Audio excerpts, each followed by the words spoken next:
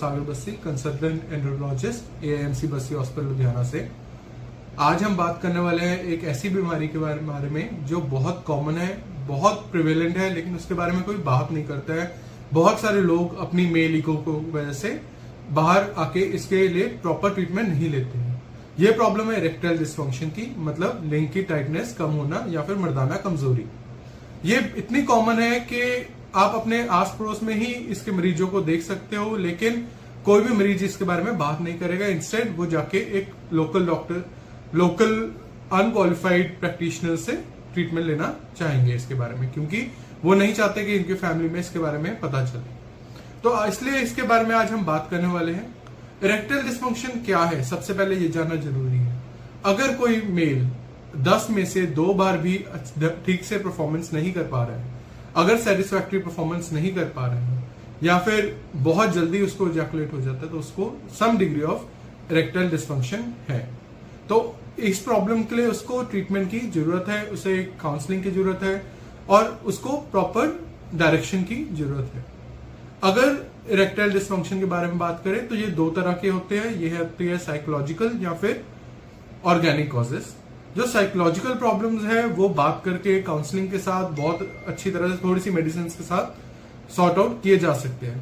लेकिन organic problems जो होती है, मतलब अगर उसमें कोई प्रॉब्लम है, जैसे लिंग के आकार में कोई दिक्कत है, या फिर खून के दौरे में कोई दिक्कत है, या फिर जैसे शुगर के मरीजों में उनका न्यूरोलॉजिकल प्रॉब्लम्स आ जाती है, या फिर कोई सर्जरी के बाद या फिर कोई ट्रॉमा के बाद इरेक्शन की प्रॉब्लम है, तो उसको हम ऑर्गेनिक प्रॉब्लम्स कहते हैं।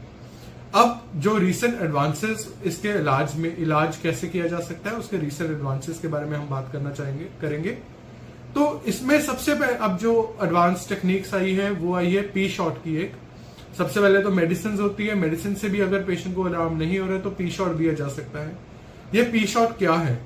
ये पी शॉट एक प्लाज्मा रिच थेरेपी है, जिसमें लोगों के पेनिस में इंजेक्शन दिया जा सकता है, जिसके थ्रू जो प्लाज्मा दिया जाता है, जिसमें ग्रोथ हार्मोन्स होते हैं। ग्रोथ हार्मोन्स क्या होते हैं? जो हमारे बॉडी की ग्रोथ में, बॉडी के सेल्स को, बॉडी के वेस्कुलेचर को डेवलप करते हैं, वो वाले हार्मोन्स होते हैं। इसको हम पेशेंट के ब्लड से ही आइसोलेट करके पेशेंट पे ही इंजेक्ट करते हैं, जिससे ये ग्रोथ हार्मोन्स उसके पीनस में ब्लड सप्लाई को बढ़ाता है।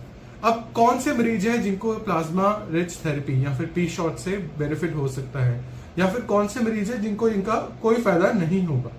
जो पेशेंट जिनको थोड़ा बहुत मेडिसिन से पहले रिस्पांस मिला हुआ है, जिनको पहले mild to moderate degree of erectile dysfunction है, जिनको माइल्ड सेंसेशंस है, माइल्ड इरेक्शंस है, वो डेफिनेटली पी शॉट से बेनिफिट होंगे। लेकिन जो पेशेंट जिनको सालों से कोई इरेक्शन नहीं आई है, जिनको ऑर्गेनिक प्रॉब्लम्स है, जैसे वेस्कुलोजेनिक प्रॉब्लम्स है, जिनका खून के दौरे की प्रॉब्लम है, या फिर जिनमें न्यूरोलॉजिकल प्रॉब्लम्स है, उनको पी शॉट से ज्यादा बेनिफिट नहीं होगा।